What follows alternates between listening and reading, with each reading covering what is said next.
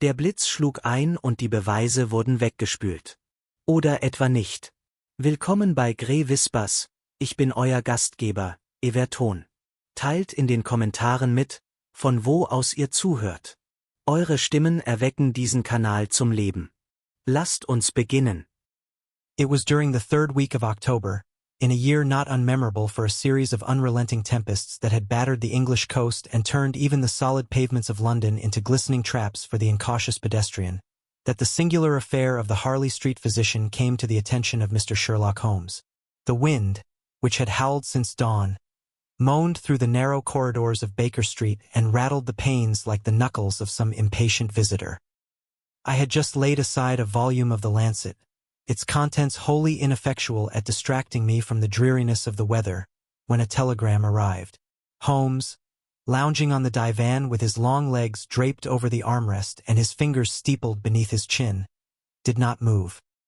His eyes remained closed, though I knew full well he was alert. "A telegram, Holmes?"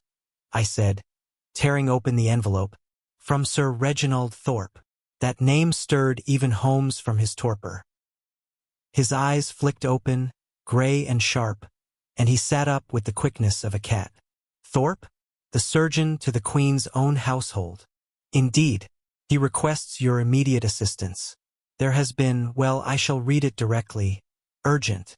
A tragedy has occurred. Dr. Merivalli found dead in his Harley Street surgery. Locked from the inside. Police baffled. Presence requested discreetly. R. Thorpe." Holmes was already on his feet, reaching for his Inverness cape and the old briar pipe that signaled the commencement of serious business. "Get your coat, Watson. It appears the storm has not swept clean the streets of crime. We arrived at Harley Street within the hour, splashing through puddles and dodging hansom cabs as rain fell in sheets. The gaslights along the broad, respectable avenue hissed faintly in protest. Outside number 87 stood a constable, his helmet glistening, nodding recognition to Holmes with the deference of one who knew the consulting detective's reputation well. Inside, Sir Reginald himself greeted us in the entryway, his face pale and drawn. "It's unthinkable, Holmes," he murmured. "Dr. Alaric Merivalli, one of the finest diagnosticians in England, dead, and in so baffling a manner." Holmes made a low noise in his throat, an encouraging sound that signaled his attention was fixed. "How was the body discovered?" "A patient appointment." He failed to answer. Eventually, the staff grew alarmed. The door to the surgery was locked from the inside. They were forced to break it down. We were led to the second floor, where the heavy wooden door in question now stood ajar, its lock splintered. The room beyond was immaculately kept, with anatomical charts on the walls, a mahogany desk in the corner, and a leather examination couch at the center. It would have been an image of medical dignity, but for the figure that lay sprawled across the floor. Dr. Merivalli, a man of about 50, was dressed in his professional attire. A thin trickle of blood had dried at the edge of his lips, and his spectacles were still perched on his nose. Lestrade of Scotland Yard stood nearby, arms crossed, a look of frustration on his sharp features. "Morning, Mr. Holmes," he said with a perfunctory nod. "Another puzzle for your collection." Holmes moved to the body, crouching low. "No sign of a struggle," he murmured.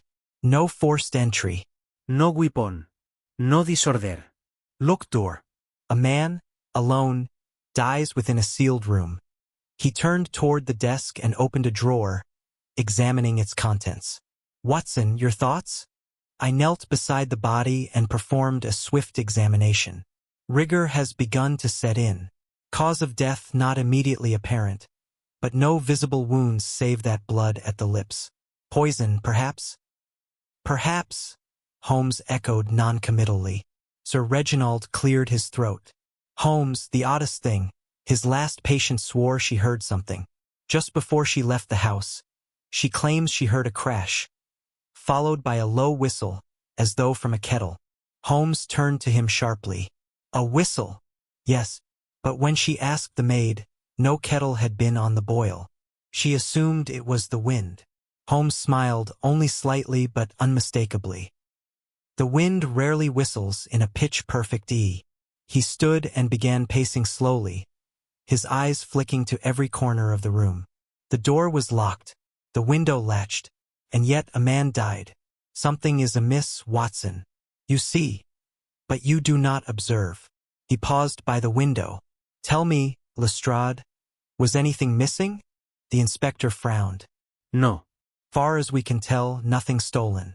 Nothing disturbed. Holmes nodded, almost absently, and pulled a pair of tweezers from his coat. From the floor by the chair leg, he extracted something and slipped it into a small envelope. What was it? I asked. A fragment of something worth examining. But not here. Not yet. He turned back toward Sir Reginald. One last question. Who was Dr. Merivale's last patient? A Miss Lydia Fenchich. A nervous case. Lives with her aunt in Cavendish Square. Holmes nodded slowly. Watson, he said, prepare yourself. The storm may have passed outside, but I fear a far more turbulent one lies ahead. Holmes and I departed the late Dr. Merivale's home just as a fresh gust of rain lashed against the wrought iron railings of Harley Street.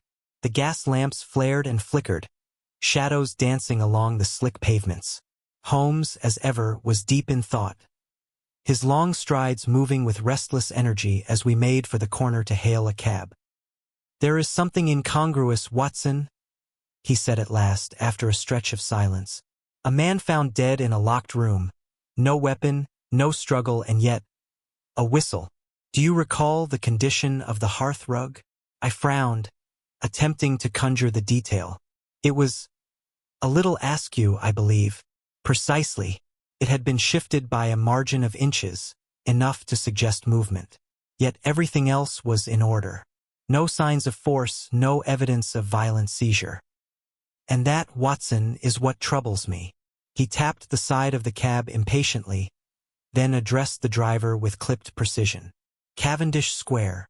As the carriage jostled us along the slick streets, Holmes withdrew the small envelope he had taken from the scene.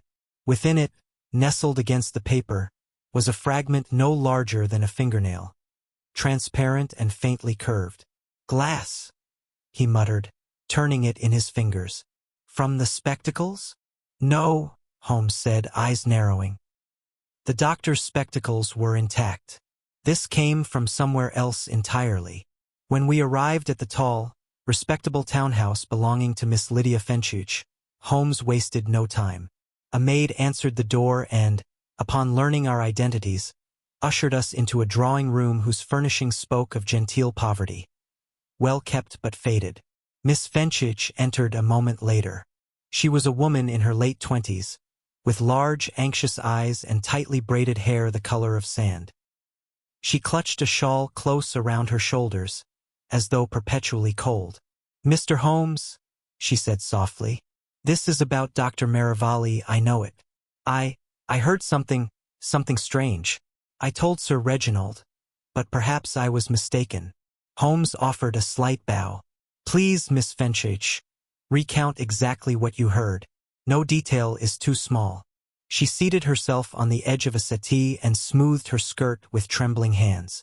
I had gone for my appointment. Dr. Merivale was distracted, more so than usual.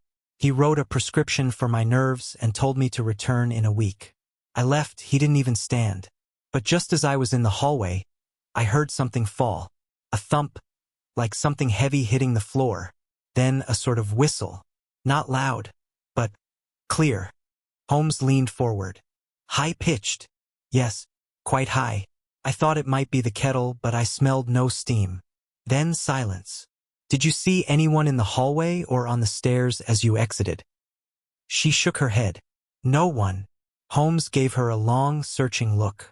Miss Fenchich, may I ask, what was the nature of your relationship with Dr. Merivale? She flushed faintly. Nothing improper, I assure you. He treated me for my nerves, as I said. But he was kind, gentle. He listened. I suppose I may have grown attached. He never encouraged me, though. Holmes nodded and rose. Thank you, Miss Fenchich. You have been most helpful.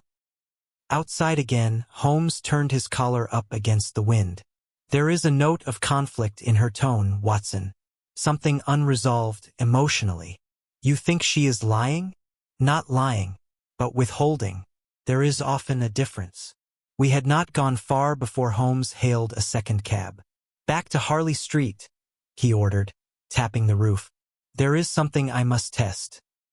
Once more we ascended to the surgery, now quiet under the watch of a single constable stationed at the base of the stairwell. Holmes entered the room with the air of a man returning to a chessboard he had only temporarily left. He went straight to the hearthrug, lifted it, and examined the floor beneath. Then, with a sudden cry of satisfaction, he extracted a tiny metal fitting no larger than a coin. A nozzle, Watson, of the type found on a gas line. He moved swiftly to the baseboards near the writing desk and ran his hand along the paneling. A moment later, he pressed against a small wooden square, and it gave with a quiet click. Observe. The panel slid aside, revealing a hollow space in which rested a canister of tarnished brass, affixed to a narrow copper pipe. Holmes sniffed the opening carefully. Sweet. Faintly so. Watson, do you detect it? I leaned in and caught a whiff of something chemical, cloying, almost floral. Chloroform? I ventured. Close. Ether, perhaps mixed with something heavier. Enough to render a man unconscious, if delivered in a concentrated stream. He stood back, eyes gleaming. It was not suicide, nor accident. The killer had access, forethought, and scientific knowledge. The room was flooded with a sedative gas. Dr. Marivalli was incapacitated, then poisoned, or so I suspect, and the gas was vented quickly thereafter. I stared at the canister, but the door was locked.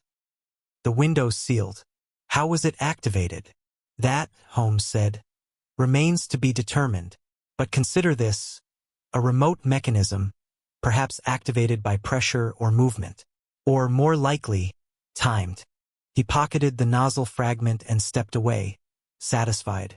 There is a second party involved, Watson. Someone who knew Marivalli's schedule. Someone who wanted him dead without violence. We must learn more of his acquaintances, specifically those with access to chemistry or medicine. Do you suspect Miss Fenchurch? Holmes paused.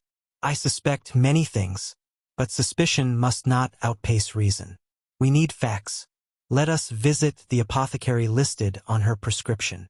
And with that, he was out the door again, the wind catching his coat like the wings of a dark bird, his purpose gathering momentum with every stride.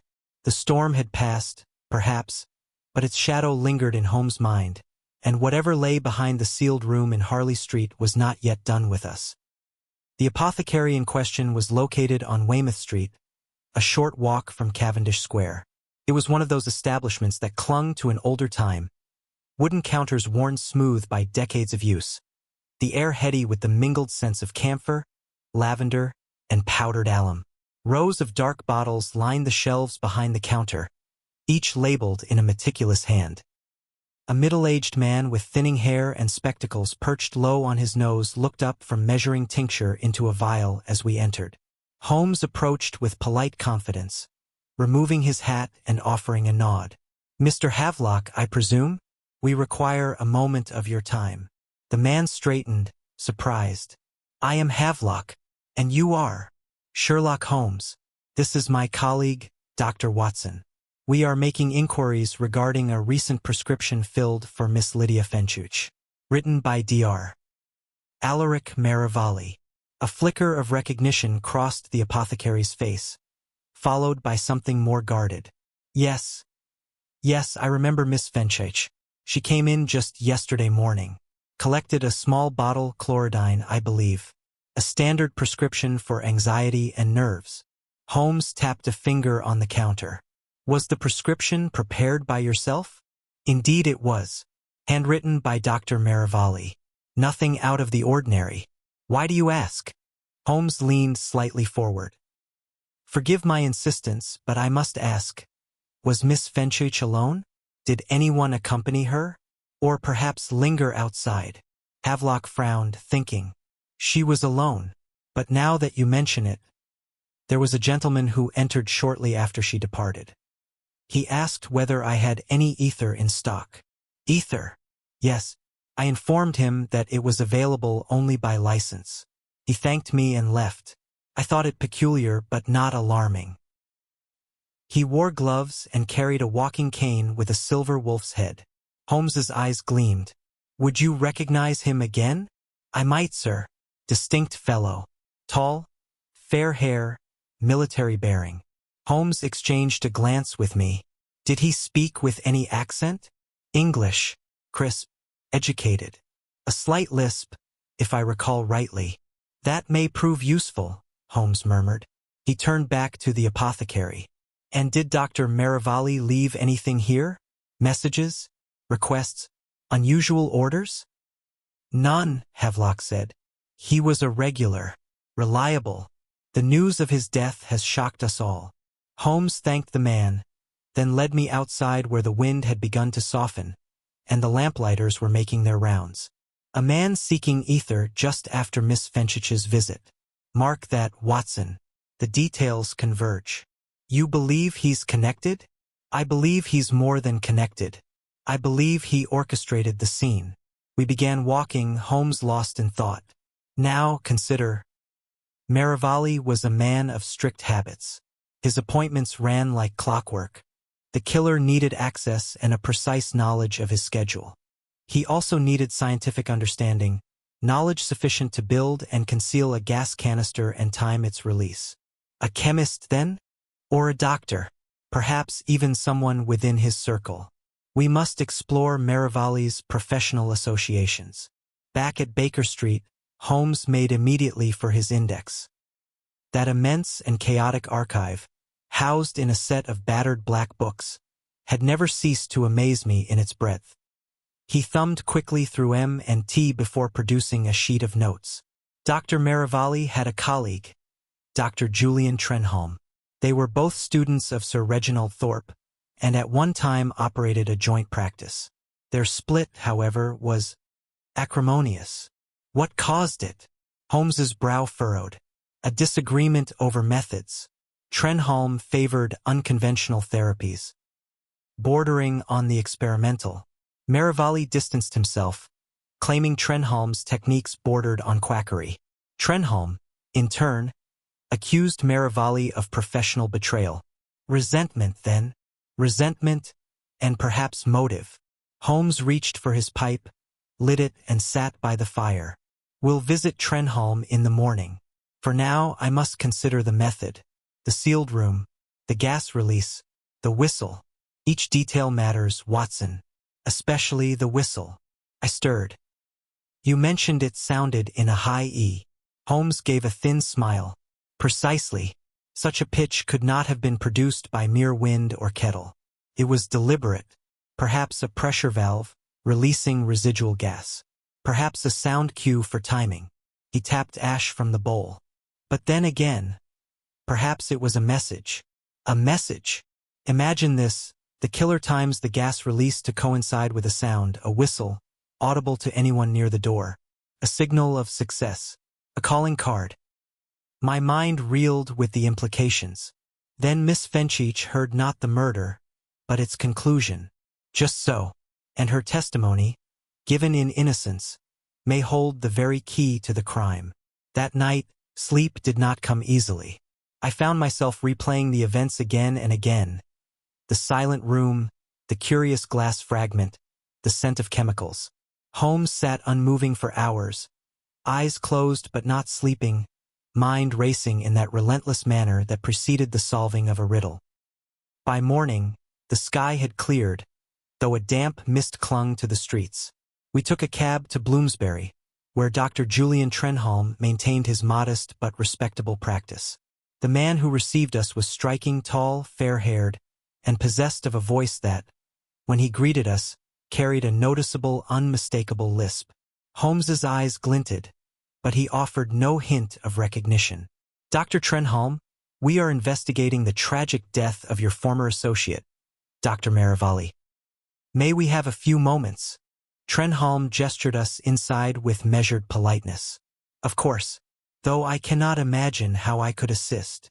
We were shown into his study, clinical, sparse, yet lined with books on chemical therapy, experimental psychology, and even some foreign journals not commonly found in English practices. I regret to say I had little to do with Alaric these last few years, Trenholm said, folding his hands. We did not part on good terms. Would you describe your disagreement as hostile? Trenholm smiled faintly. Not at first, but his denunciation of my work hurt my career. And my reputation. I don't deny I was angry. And yet you did not seek reconciliation? There seemed little point, Trenholm said evenly. He had the ear of Thorpe, the favor of the establishment. I had my work. Holmes stood and moved slowly about the room, seemingly at random, examining objects with idle curiosity. He paused by the windowsill where a small silver wolf's head cane stood propped against the glass. A striking piece, Holmes said. A gift, Trenholm replied, a little too quickly. Holmes turned, suddenly brisk. One last question, Doctor. Have you ever worked with ether dispersal systems? Trenholm's expression did not flicker. Of course. Any medical man worth his salt has, particularly in surgical contexts. Holmes nodded once. Thank you for your time. I believe that concludes our questions, for now. Outside, I turned to him, my breath catching in the cold morning air. You believe it's him? Holmes did not immediately reply. Then softly, the lisp, the cane, the knowledge, the motive. Yes, Watson, we are closing in. But we cannot act without proof. And for that, we must force his hand. The fog thickened around us as we returned to the street. Whatever storm had passed in the skies above, another had just begun to gather in the heart of London. We returned to Baker Street in thoughtful silence, the rattle of the cab over the cobblestones seeming to echo Holmes' own rapid deductions. He lit his pipe almost the instant we crossed the threshold and began to pace, the curls of smoke rising like fog over the hearth. Trenholm is our man, he said at last, his tone firm but quiet. But suspicion, however reasonable, is not conviction. We must produce the missing thread that binds him directly to the act. I seated myself by the fire, where the warmth was most welcome after the morning's chill. What do you suppose his method was? The canister you discovered. Could it have been planted earlier? Activated remotely? Holmes paused his pacing. That is precisely the conclusion I've arrived at. And consider the symbolism, Watson. Sealed room. A man dead without a struggle. The illusion of impossibility. It is not only a murder, it is a statement. A statement. Holmes turned toward me, his gaze sharp. Trenholm considered himself betrayed by Marivalli, by the medical establishment. What better revenge than to prove his superior intellect through a crime that no ordinary mind could unravel? And the whistle? A byproduct of the gas release, no doubt. Or perhaps a signal. A sound he knew would linger in the memory of any witness. I frowned. But if Trenholm timed the canister, he must have planted it earlier. That would require access. Indeed, and therein lies our next line of inquiry. Marivalli's household staff, routines, who came and went. We must return to Harley Street and examine not only the scene but the people around it. Within the hour, we were once more climbing the stone steps of number 87. The constable posted at the door recognized us at once and allowed us to pass without question. Inside, we were greeted again by Sir Reginald Thorpe, who had not left the premises since the previous morning. I had a feeling you would return, he said wearily. Have you learned anything? Holmes gave a small nod.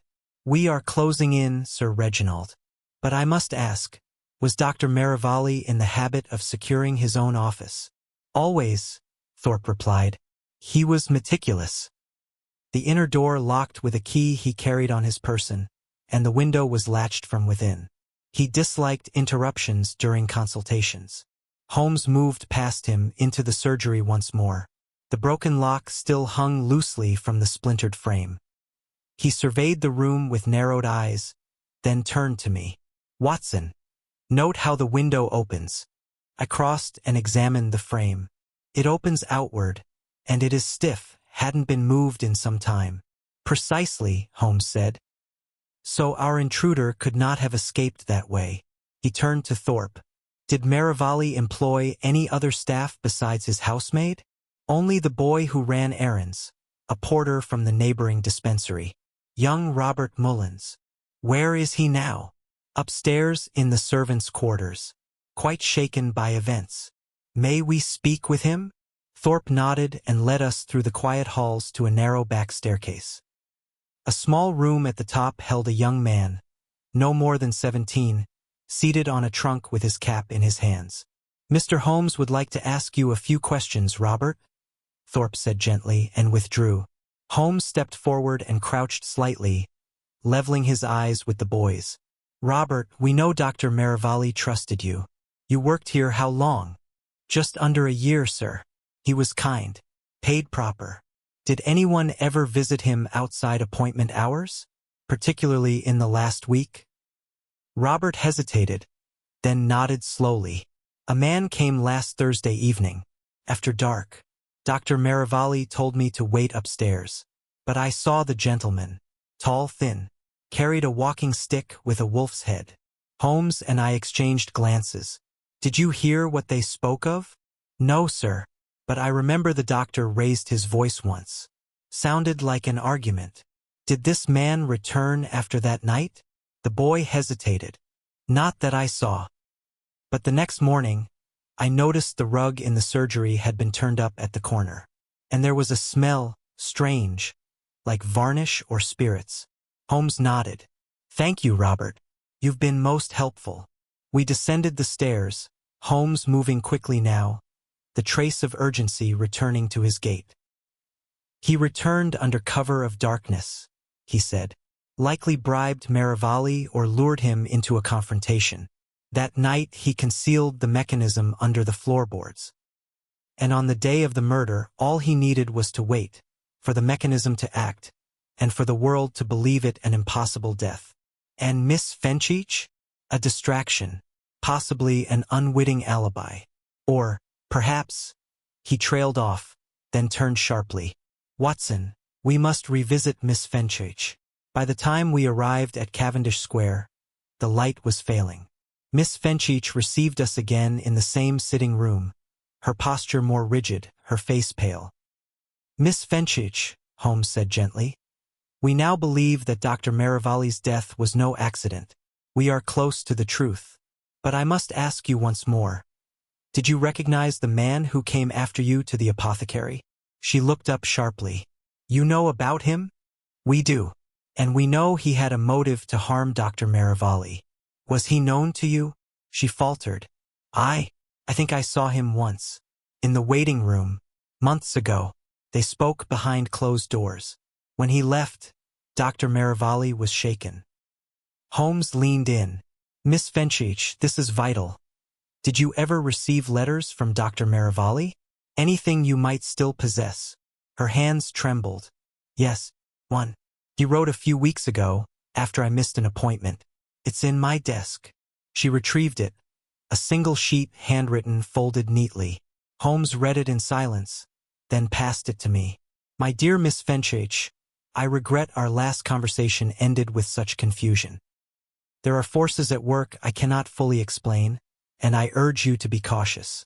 Do not speak freely of our sessions to others. Above all, if a man by the name of Trenholm should call upon you, avoid him. Trust that I am acting in your best interests. Yours sincerely, Alaric Marivalli. Holmes stood, the letter in hand, his expression grave. This, Watson, is the thread, a warning, connection, and it proves Marivalli feared Trenholm enough to leave a record of it. He turned to Miss Fenchich with a softer tone. Thank you. You may have just helped bring justice. As we stepped back into the damp night, Holmes spoke low, his voice like flint striking against steel. Now we know, and now we act. The rain had ceased by the time we reached Baker Street once more, but the streets glistened underfoot, catching the light of the gas lamps and making the city seem cast in silver and shadow. Holmes said nothing for the first few minutes after we entered the sitting room, only stood at the window, tapping one finger steadily against the glass pane. The letter from Merivalli rested on the mantel, a quiet sentinel of the storm that was about to break. "We now have motive, method, and opportunity," Holmes said finally, his voice calm but taut with energy. "And yet, it is not enough. Trenholm must be drawn into the open. He is far too calculating to confess without pressure. We must apply heat." I looked up from my chair. "And how do you propose to do that?" Holmes turned, a thin smile curling at the edge of his mouth. "By letting him believe he has already succeeded." He crossed the room swiftly and began rifling through a cabinet until he found what he was looking for. An envelope sealed in red wax and marked with the crest of Scotland Yard. "A forgery," he explained, handing it to me, "but a convincing one. You, Watson, shall deliver it." "Me? Indeed. You will present yourself at Dr. Trenholm's residence tomorrow morning and inform him, off the record, that Scotland Yard is preparing to reopen the investigation based on a newly discovered letter from the deceased. You shall suggest, in guarded tones, that the letter may implicate someone close to the medical community. Leave the rest to his imagination." I nodded slowly. "You believe he'll panic?" "He will have to, especially if he thinks Merivalli named him in death. His reaction will tell us more than any evidence at present. And if he plays it cool, then we force his hand. But let us first see what a whisper of exposure does to a guilty man." The next morning dawned gray and heavy with mist. I arrived at Dr. Trenholm's residence shortly after 10. He greeted me with a practiced civility, his blue eyes cool behind wire-rimmed spectacles. "Ah, Dr. Watson," he said, ushering me inside. "I confess I did not expect a second visit so soon. Has something new come to light?" I handed him the forged letter, noting the way his gloved fingers faltered just slightly at the seal. "This came to Holmes from a source within the Yard. It's not official yet, but a letter written by Dr. Merivalli has surfaced, dated only days before his death. Apparently it mentions someone, not by name, but with enough implication to warrant attention." Trenholm did not sit. He turned toward the fireplace, his back stiff, one hand resting on the mantel. "Remarkable," he said after a pause. "And convenient." I kept my voice even. "You seem troubled by the idea." "Only as far as it might reopen old wounds," he replied, facing me again. "Merivalli and I had our differences, certainly, but for him to malign someone even in death strikes me as uncharacteristic." I stood. "Holmes thought it best you be forewarned. The letter has not been made public, but it will be shortly. Good day, Dr. Trenholm." He inclined his head without a word and showed me out. Back on Baker Street, Holmes was already waiting with a telegram in hand. "Excellent timing, Watson. I have news of my own. A man answering Trenholm's description was seen late last night entering a lockup in Lambeth. Industrial storage. And this," he held up a receipt, "was discovered in a bin behind Trenholm's home this morning. It's the receipt for a delivery of brass piping, copper wire, and a portable gas bellows. Dated 3 days before Merivalli's death." I felt the slow stirrings of certainty settle in my chest. He built the mechanism himself, and concealed the evidence just before we arrived. He is very close to unraveling, but we must deliver the final twist. Holmes retrieved his hat and coat, eyes gleaming. "Come, Watson, we go to Lambeth, and with luck, we may find the ghost of the storm yet lingers there." The lockup was situated on a narrow street between a cooperage and a coal yard. Holmes spoke briefly with the watchman, slipping a coin into his palm. Moments later we were led through rows of storage crates and wheeled trunks until the watchman stopped before a tall wooden door marked with a fading number. "He rents this unit monthly," the man whispered. "Hasn't been in more than once or twice a week." Holmes gestured, and the man withdrew. Inside, the space was cold and smelled faintly of oil and rust. Holmes lit a lantern and we began to explore. Boxes were stacked haphazardly, and amid the clutter of tools and old medical equipment, we found it. A second gas canister, identical to the one Holmes had discovered at Merivalli's surgery. This one was still intact, complete with a nozzle, coiled tubing, and a crude but functional clock mechanism. Holmes examined it in silence. He was preparing another, I said, the implications dawning. Another victim? Holmes nodded grimly. Possibly, or a fallback plan. In any case, this proves not only design but premeditation. From beneath a bench, Holmes retrieved a cloth-bound notebook, its cover marked only with the letter T. Inside were diagrams, sketches of gas dispersal systems, notes on sedation dosages, timed release calculations. "Watson," Holmes said softly. "We have him," and yet he did not smile. His mouth was set in a hard line as he closed the book and tucked it under his coat. We returned to Baker Street now, but tonight we lay the trap. The mist had thickened as we emerged from the lockup, wrapping the city in veils of gray. As we stepped into the cab, Holmes turned to me with a look that was neither triumph nor satisfaction, but resolve. "We are dealing, Watson, not with a madman, but with a mind unmoored from morality. And such minds, when cornered, are capable of anything. We must be precise. We must be swift. And above all, we must be ready." That evening, Holmes moved with a quiet, relentless energy, his every motion charged with intent. He cleared the center table of old newspapers and scattered chemical flasks, laying out the contents of Trenholm's notebook across its surface. The delicate clockwork sketches, gas flow diagrams, and injection rate calculations bore the unmistakable mark of someone who had not merely studied death, but engineered it. I watched in silence for a time before breaking it. "Holmes, he's meticulous. Everything we found. There's not a careless line or rushed note in any of it. If he meant to kill Marivalli and possibly another, he would have thought of loose ends." Holmes looked up. "Indeed, which is why we must create one for him." He opened a drawer and retrieved a sealed envelope, previously prepared and addressed to Inspector Lestrade. "I've written the outline of the case. It includes the forged letter, the recovered canister, and the inventory receipt. But I've asked Lestrade to wait on the arrest. I intend to draw Trenholm out tonight." "You mean to confront him directly?" "I mean to catch him attempting to erase the last of his trail." Holmes glanced toward the clock.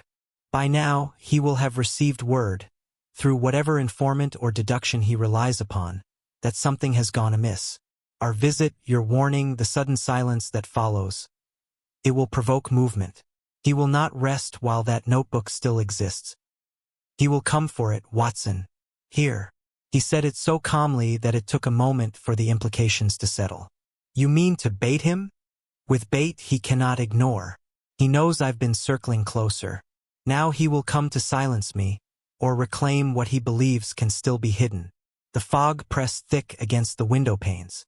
London beyond Baker Street seemed hushed, as if the city itself was holding its breath. Holmes rose, donned his dressing gown, and took to his violin. The low, deliberate strokes of bow on string filled the room with a brooding harmony, each note stretched to near stillness. I moved to the far side, near the mantel, revolver in hand though hidden within the folds of my coat. The fire burned low. Midnight neared. Then, faintly, the creak of the stairs. Holmes did not stop playing, though his posture stiffened almost imperceptibly. The steps were light, careful. No knock came. Only the unmistakable sound of the outer door's latch being eased open. Holmes drew his bow to a pause and looked up, eyes alert beneath the calm. The sitting-room door edged open. Dr. Julian Trenholm stood in the entryway, the silver wolf's head cane in his gloved hand, his expression composed but glistening with the sheen of sweat. He did not look at me, but only at Holmes, as if the world had narrowed to a single opponent. "You have something of mine," he said, his voice low and even. "I have many things," Holmes replied, rising slowly. "You'll have to be more specific. The notebook, it's mine. I came to retrieve it before the police twist its contents into an accusation. I believe the contents did that long before the police ever saw them." Trenholm stepped into the room, closing the door behind him. He advanced only a few paces, and though he smiled, it did not reach his eyes. You're clever, Holmes, but you've misunderstood the motive. I didn't kill Marivalli out of spite. I killed him because he was going to destroy work that could have changed medicine. He feared what he couldn't control.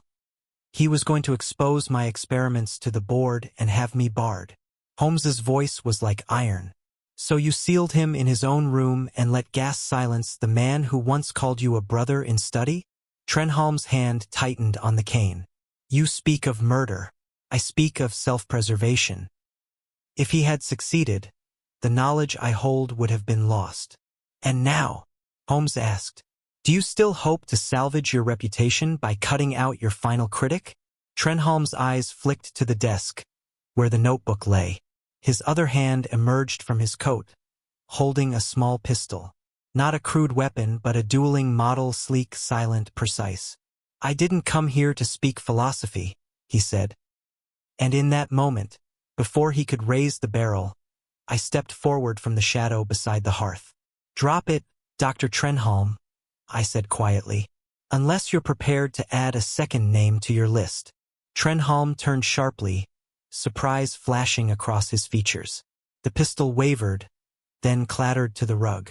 From the hallway behind, the sound of boots rising fast up the stairs gave way to the entrance of Lestrade and two constables, their truncheons ready but unnecessary.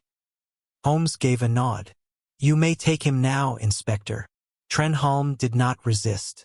As the constables took him in hand, he only looked at Holmes one last time, a flicker of something desperate behind his controlled exterior. You don't understand what you've destroyed. Holmes didn't reply. He merely turned away, returning to the fire as the door shut and footsteps descended into the night. We stood in silence for several minutes, letting the tension seep away into the crackle of the coals. At last I spoke. You knew he'd come. I was certain, Holmes said. The only question was whether he'd come for the notebook, or for me. He sat once more and relit his pipe. Marivalli feared him enough to leave a warning. Trenholm was brilliant, Watson, dangerously so, but brilliance without principle curdles into something worse than madness. I nodded slowly. And Miss Fenchurch? She will be safe now. I believe her involvement was innocent, though Trenholm may have used her presence to mask his movements. The rain returned softly, whispering against the windows. Holmes reclined, his expression once again unreadable. One can engineer a perfect crime, Watson, but only until it meets an imperfect mind. Marivalli's conscience, Miss Fenchurch's memory, the faint pitch of a whistle, each left a thread, and a thread, when followed carefully, leads to truth.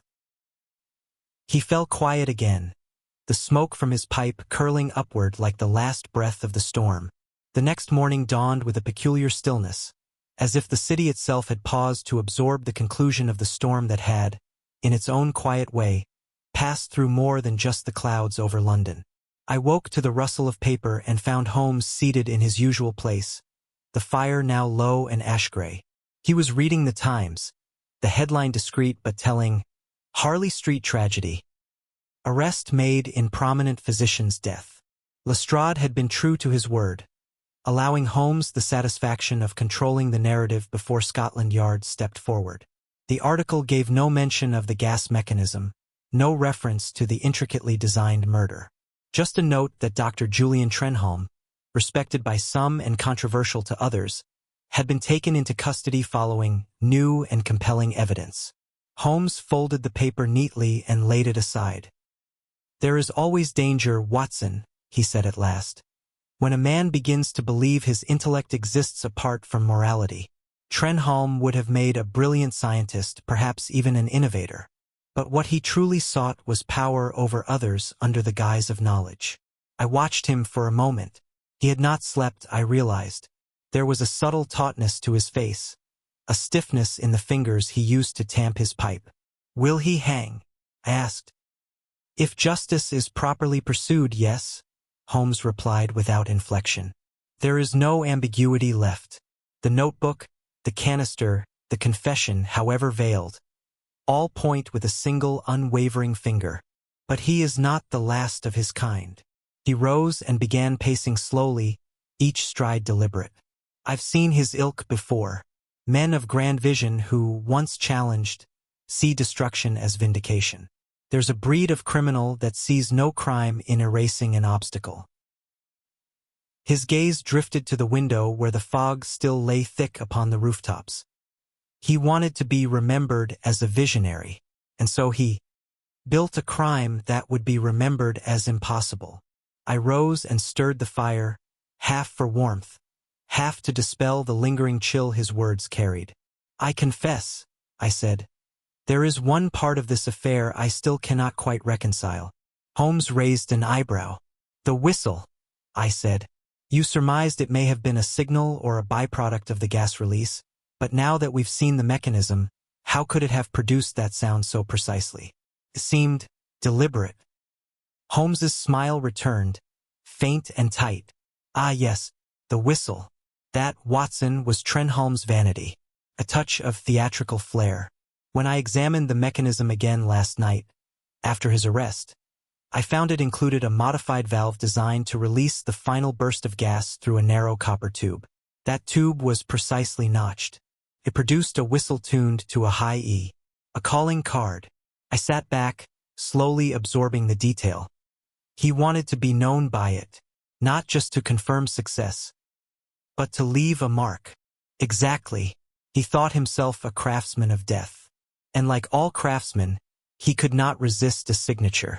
We lapsed into silence, until Mrs. Hudson appeared with a letter on a silver tray. Holmes opened it with a flick of his nail and scanned the contents. It's from Sir Reginald Thorpe, he said. He thanks us, me rather, in restrained but sincere terms. He also confirms what I had suspected. Marivalli had reported Trenholm's research to the board only days before his death. The minutes were sealed, but the intention was there. Trenholm likely intercepted the news from a mutual contact and acted swiftly. He folded the letter. The final motive laid bare. The hour passed quietly after that. I spent part of it recording notes on the case, sketching the outline for what I knew would become one of the most curious entries in my chronicles of Holmes's exploits. The gas canister, the locked room, the false lead of Miss Fenchich's testimony. All had fit together like pieces of a mosaic only visible once the light hit at just the right angle. By midday, Holmes declared we would take a walk. The air had grown milder, the clouds thinning into a pale wash across the sky.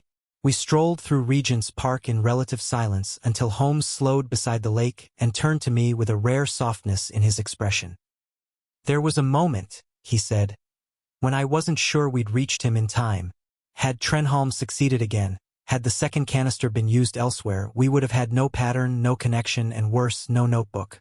Marivalli's death would have become just another locked-room enigma. But he did leave a clue, I said. A warning to Miss Fenchich, a thread for us to follow. Holmes nodded. He knew he was in danger, but he also knew something more important. He knew that evil, however concealed behind intellect or rationalization, always reveals itself. One only has to look closely enough. We resumed walking. It struck me then, not for the first time, how Holmes carried the burden of his cases long after the papers declared them closed. To the world, the storm over Harley Street had passed. But Holmes would remember the sound of that whistle long after others had forgotten it. That evening, as the gaslights bloomed across the city and the bells marked the hour, I glanced again at Holmes, who had returned to his violin. He played not one of his strange, erratic compositions, but something subdued and clear, a melody I almost recognized, though it slipped away before I could name it. And in the quiet between the notes, I realized it wasn't silence we had uncovered at all. It was a warning, held in pitch and precision, woven into the heart of a murder engineered by genius but unraveled by greater understanding. Holmes, I said as I rose to leave him to his music, will you ever tire of storms like this?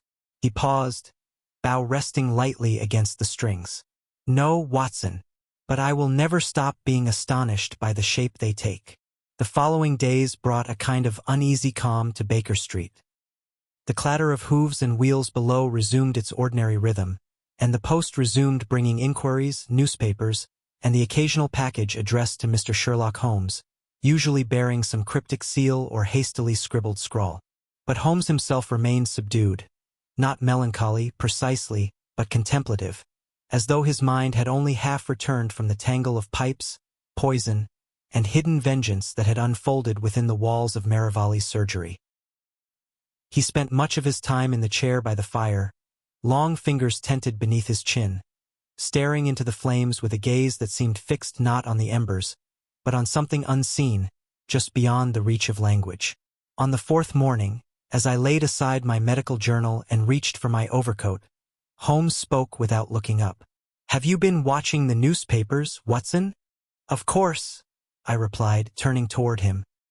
The account of Trenholm's arrest has already faded to a mere paragraph. Public curiosity moves quickly. Holmes nodded faintly. "Yes, it tires of truth unless that truth wears theatrical costume." I hesitated. "You've been quiet since the arrest. Is there something you still doubt?" "No doubts," he said, rising with sudden energy. "But there is one loose thread I have not yet pulled." He moved across the room to his writing desk and retrieved a telegram, which he handed to me. It was from Inspector Lestrade, marked the previous evening. Holmes, new detail from Merivale's estate. Solicitor claims Dr. Merivale altered his will 3 weeks ago, naming a new beneficiary. Details withheld pending next of kin notification. Letter to follow. I glanced up. This wasn't mentioned before. "Because it didn't fit the pattern," Holmes replied. "But now I believe it may explain an oversight, one that even Trenholm didn't foresee." He paced briefly, arms clasped behind his back. "We assumed the motive was revenge, perhaps professional jealousy. And so it was. But what if there was another layer? One he attempted to conceal, even from himself." I studied him, puzzled. "You suspect the will change points to another victim? Or an accomplice? Or a beneficiary who knew more than they admitted?" My mind immediately leapt to Miss Fenchurch, but Holmes waved the thought away before I could voice it. "No, not Miss Fenchurch. Her reactions were too natural, too vulnerable. She was used, not complicit. But there is one name we have not yet heard, a person who stood to gain in a material sense from Merivale's death. And we have just been told that person exists." Within the hour, we were en route to the solicitor's offices on Chancery Lane, a narrow space fitted with dark wood, an ancient ticking clock, and the scent of dried parchment. The clerk, upon recognizing Holmes's name, wasted no time in admitting us to the inner office, where Mr. Arnold Wintringham, solicitor to the late Dr. Merivale, awaited us behind a fortress of ledgers. "Mr. Holmes, Dr. Watson," he said, adjusting his spectacles. "I expected you might take an interest." "We were informed of the revised will," Holmes said without preamble. "You stated there was a new beneficiary?" Wintringham nodded. "Indeed. The change was formalized 3 weeks prior to Dr. Merivale's death. Until then, the entirety of his estate, modest though it was to be left to a distant cousin in Bath. However, the revision designated one Lydia Fenchurch as sole heir." I exchanged a sharp glance with Holmes. Wintringham, noticing our reaction, raised a hand. "Before you ask, yes, Miss Fenchurch has been notified." She was surprised. She claimed no knowledge of the will's change and appeared deeply distressed to learn of it. Holmes's expression was unreadable. "And the estate?" "Some funds, a few securities, and the Harley Street property. Nothing extravagant, but not insignificant." As we stepped back onto Chancery Lane, the winter sun now struggling through the haze above, I turned to Holmes. "You said she wasn't complicit. I still believe that, but now I see how much deeper the manipulation went."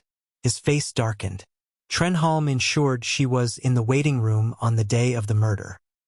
He needed a witness to lend the locked room scenario credibility. But it went further. He pushed Merivale to distance himself from her emotionally, perhaps subtly suggesting she was vulnerable or emotionally unstable, just enough for Merivale to consider providing for her after his own death. I frowned. So he maneuvered Miss Fenchurch into the role of unintended scapegoat and unintended beneficiary?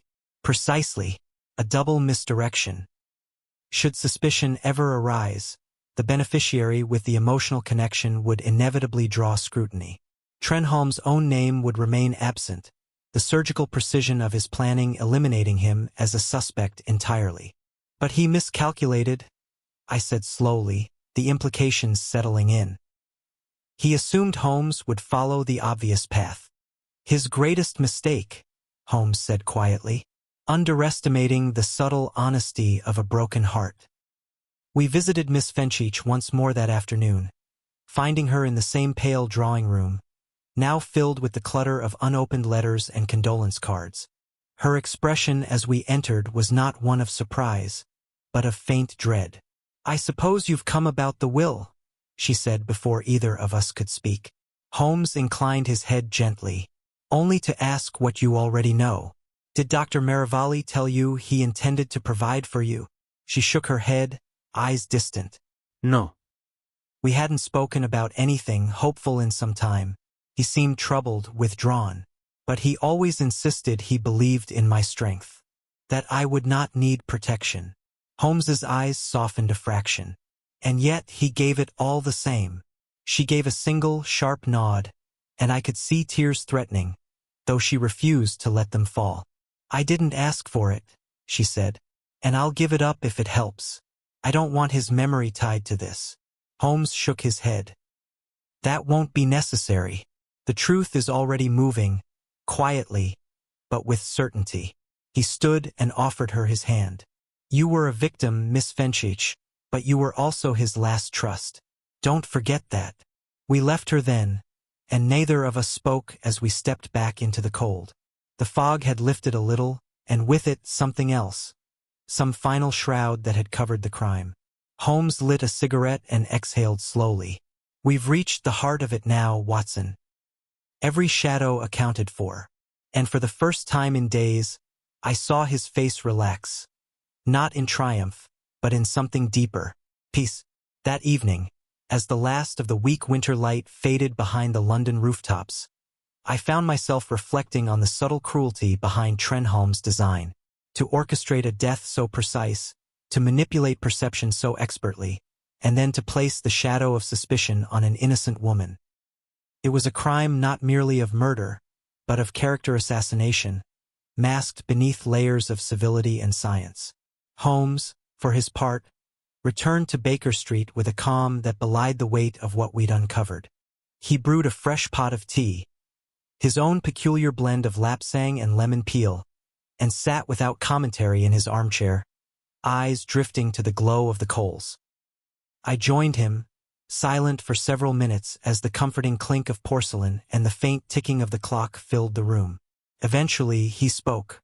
"There is one matter still unresolved." I looked up from my cup, surprised. "I thought we had closed the loop." "We've closed the loop," he agreed. "But not the circle." He leaned forward, lacing his fingers. "You recall the mechanism, his modified dispersal system, the notched copper valve that produced the whistle. Ingenious, yes, but overly complex for a man desperate to act quickly." I frowned. "But he had time, did he not? He planted the device during his visit, perhaps even earlier. The night Marivalli argued with him." "Precisely." Holmes stood, paced a step, then turned. "And yet we found only one such device, the canister in Marivalli's office. The second, intact model recovered in Lambeth was incomplete. The whistle mechanism hadn't been installed." "You think he built a decoy?" "I think," Holmes said quietly, "that he never meant to build a second at all." He crossed to his desk and drew from the drawer a page torn from the recovered notebook, one I hadn't seen him examine previously. He handed it to me. It was a crude sketch, less detailed than the others, with markings that suggested an alternative form of dispersal: no valve, no timing mechanism, only a vent and a curious diagram of a bellows-like pump. "I missed this the first time," Holmes admitted. "But this drawing is older. The ink has faded more, and it suggests a far simpler, more direct method." I felt the weight of the idea settling between us. "Then the elaborate system we found in Marivalli's office was a flourish," Holmes said. "Theatrical. But more than that, it was planted after the fact. A false mechanism constructed to reinforce the myth of the sealed room mystery. The implications sent a chill through me. You mean to say Marivalli wasn't killed by the gas? He may have been sedated by it, but not killed. The actual cause of death was likely chemical, administered directly. The gas was a smokescreen, quite literally. I rose. But we examined the body. There was no mark. Holmes nodded. Exactly. Which leads me to one final hypothesis: poisoning via mucous membrane. Inhaled, yes, but not from that machine. From something more immediate. Something personal.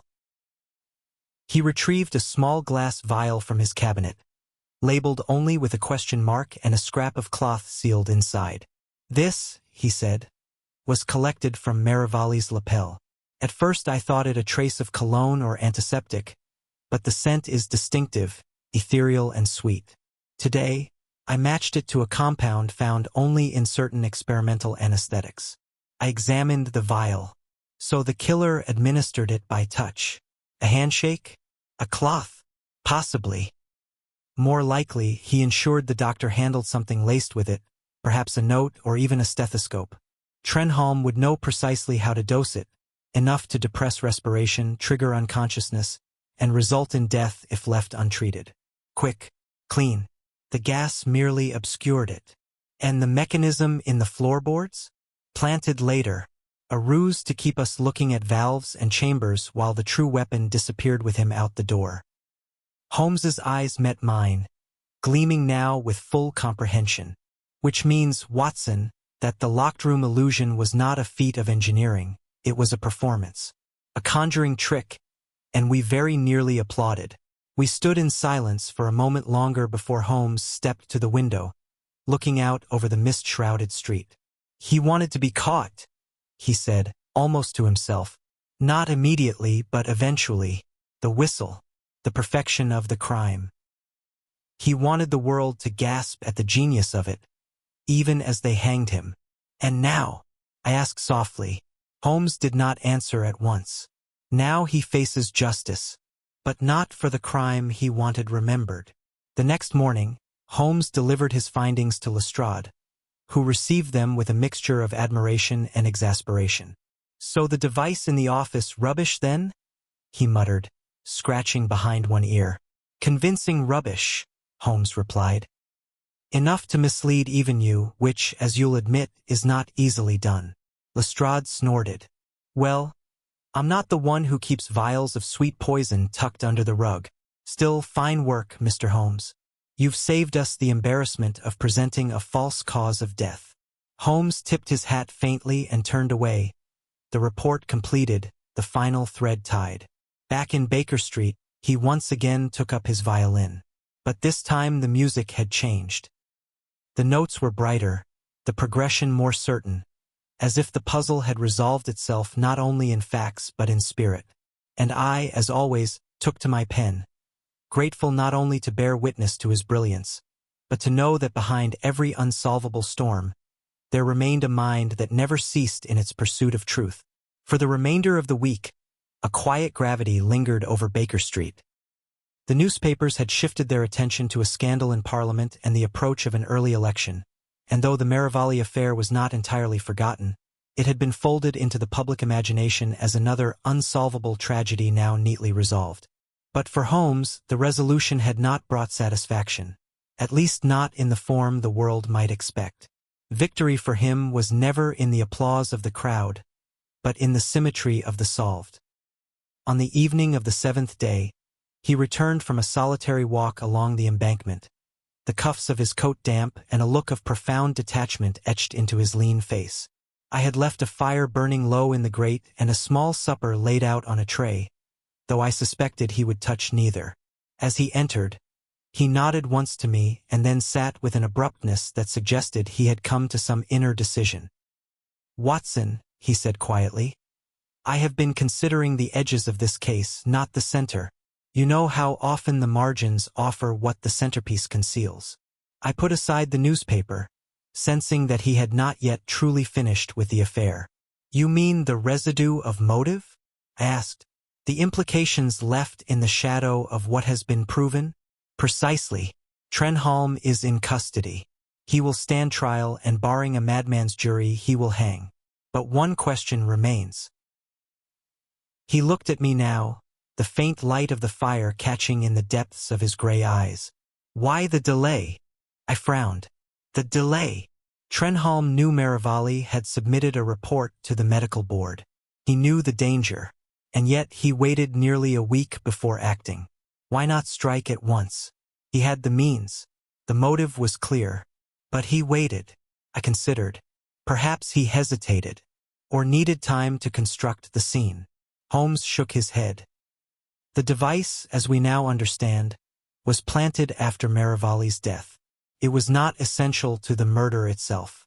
Therefore, the delay must relate to something else, something beyond rage or caution.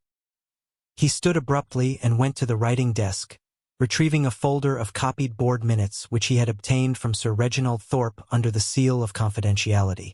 He thumbed through them with the precision of a surgeon, eyes scanning.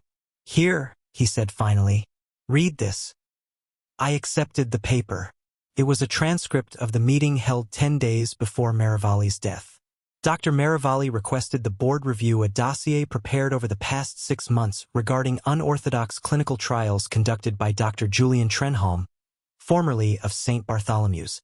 Particular concern expressed regarding human experimentation without license and procurement of restricted compounds. Board agreed to further review with formal hearing scheduled in 8 days' time. My brow furrowed. The hearing never happened. Because Merivale was dead, Holmes said flatly. But note the timing. Trenholm waited until the window of consequence had narrowed, until he was no longer facing mere professional censure, but potential criminal prosecution. That was his threshold. I looked up. He didn't kill Merivale for revenge. He killed him to halt the investigation, to silence him permanently before a public forum could expose him. Holmes nodded. The motive wasn't rooted in pride. It was survival. The first crime, his experiments, was reckless but hidden. The second was calculated, preemptive. And because he saw himself as the hero of a scientific revolution, he believed he was justified. And Miss Fenchurch? I asked. Still merely a tool? Holmes was silent a moment. Then, not merely. He may have cared for her in his own way, but he used her all the same. I suspect he manipulated both her and Merivale into that final reshaping of the will. It's too clean, too convenient. A moment later, he took a small envelope from the same folder and handed it to me. This arrived by post this morning. No return address. Inside was a single card, and signed. Written in a fine, narrow hand, "You saw too much but not enough. The rest is buried. Let it stay buried." There was no name, no crest, no further threat. I read it twice. Trenholm. Holmes took the card back. Perhaps, or perhaps someone who worked with him. Someone still in the shadows. We may have arrested the architect, but not the builders. I felt a chill then, not from the wind that crept in through the fireplace flue, but from the realization that even solved mysteries could leave open doors behind them. Trenholm's experiments, his work, had been methodical, hidden behind locked rooms of his own devising. What if there were others? Holmes returned the card to the envelope and placed it into the drawer without another word. Outside, the night had grown thick again with mist. I could hear the muffled clatter of hooves along Baker Street and the quiet murmur of a lamplighter's whistle as he made his rounds.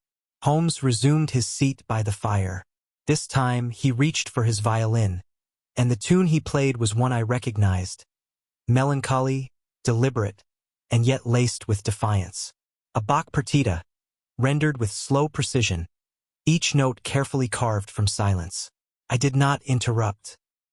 I knew better than to speak when Holmes allowed music to say what words could not. And as I sat there, watching the fire and listening to the strain of a melody that neither demanded applause nor offered comfort, I understood. The case was over. The crime was solved. But the storm had not truly passed. And perhaps it never would. It was nearly a fortnight after Trenholm's arrest when Inspector Lestrade came to Baker Street once more. This time without summons and bearing a sealed file marked closed. pending judicial review.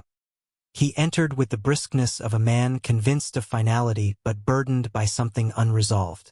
Holmes received him without ceremony, gesturing him to the fireside chair, while I poured tea with a steadiness that belied my own curiosity. Lestrade opened the file and withdrew a short letter, scrawled in Trenholm's hand, retrieved from the prison governor following the prisoner's formal confession and subsequent suicide. To whom it may concern, I offer no apology. What I did with full command of my faculties. Let history judge the necessity. The world does not mourn pioneers until they are safely dead. Let mine be remembered without pity. The letter was unsigned. Holmes read it with no visible emotion, then handed it back to the inspector. So it ends, Lestrade said, rising. Rather a shame in some ways. He had a mind. But God save us from minds without anchors. Holmes nodded. Indeed. And thank you, Inspector. You acted with both restraint and precision. When Lestrade had gone, and the door closed behind him, Holmes remained by the window for a long while. I knew better than to interrupt. The case had worn at him more than most. Not for the complexity of its crime, though it had been intricately constructed, but for the dangerous clarity of the man behind it. Only when the lamps outside flickered into life did he speak. There are crimes, Watson, where justice arrives cleanly, and the ledger is balanced. And then there are those.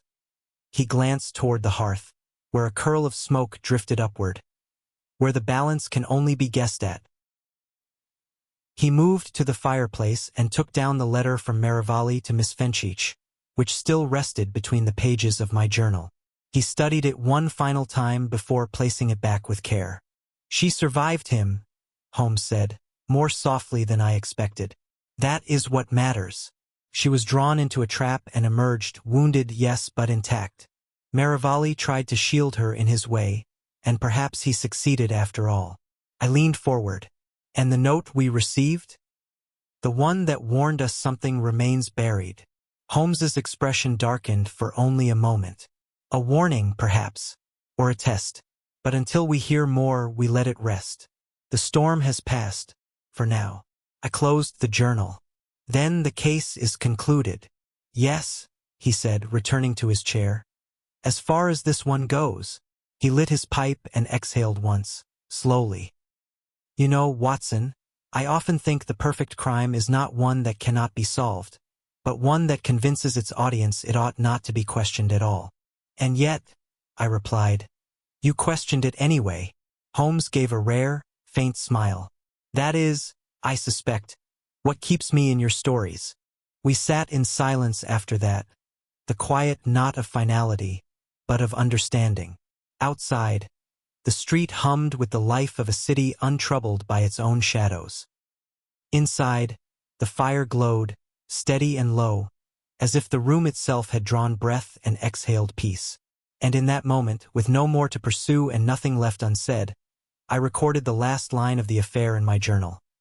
Thus concluded the case of the storm that covered a crime, an investigation not only into a murder, but into the terrifying brilliance of a mind that mistook intellect for morality. And once more Sherlock Holmes stood between order and chaos, armed only with observation, logic, and the unflinching certainty that every lie, however cleverly veiled, can be undone by the truth.